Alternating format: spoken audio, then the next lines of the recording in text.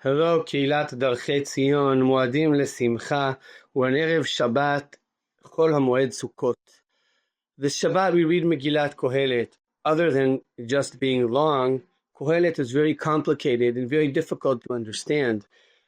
Also, the words are many times difficult. The connection between different psukim isn't always understandable, but also there are contradictions within Kohelet. Sometimes it seems like he's saying number A, and then afterwards, in a few prakim later, he's saying the opposite. And it's very difficult to keep track and understand what exactly are the things he's trying to say. This is one of the reasons that Chazal discussed in depth, should Kohelet be actually a part of Tanakh or not? Rav Yoel Binun and Rav Medan came out with this interesting thesis of how to understand Megillat Kohelet. Instead of trying to understand it as one clear, comprehensive essay written by one person in one thought process, one should see it as if Shlomo HaMelech, the author of Megillat Kohelet, has within himself different voices. He has this discussion between the person who is for talking about the importance of work and effort, and someone who's talking about the importance of wisdom and intellect, and someone else who's discussing the importance of enjoyment and happiness.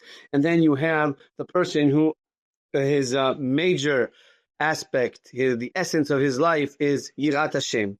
And you have this deep discussion going on between different voices within the author of Megillat Kohelet.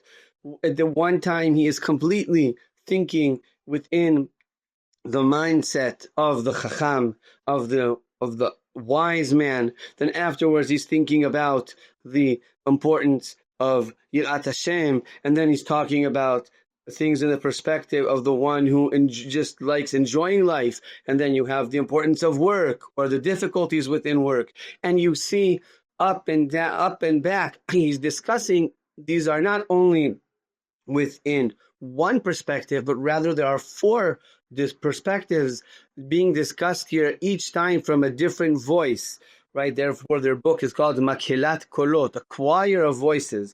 That is Megillat Kohelet, according to their thesis. And I think it's something very deep, very important to understand. Things are very, very complex. Things are very complicated in the world. Things that you can look at them from so many different points of views. And it's something that from one perspective is very meaningful, from the other is just hivil, is something which is meaningless and will just pass. And if you look at it from a third perspective, you say, well, what does this lead to? What is the purpose of this? And then the fourth perspective will say, well, at the end of the day, this is what Hashem said we should do. And you see a whole big discussion going on within one person, and the ability to be able to actually discuss things in this depth, to be able to see the complete, full picture of things, and not just hold on to one perspective and know what to answer the others, but rather to really be completely within the perspective, in a perspective A, and then completely be part of perspective B, and then perspective C, and then perspective D, and manage to really grasp the full complexity of the situation from all its perspectives. That is something that we need so much, the ability for one individual to be able to do that, or at least to be able to listen in depth to those with a different perspective, is something that we really need, and something we can really learn from just listening to the depth of Megillat Kohelet. And we're standing at this time where on the other one hand, we're waiting in great expectation for our brothers to be released from from being hostages in Gaza. We're waiting, really expecting for this to happen. And when it'll happen, it's Be'ezrat Hashem, it will be with great joy and happiness. But there's also complexity, and we are worried about the price we might have to pay. And to be able to look at these things from each and every one of these perspectives is a gift that Shlomo HaMelech gives us in Megillat Kohelet. Be'ezrat Hashem, that we all have a Chag Sameach.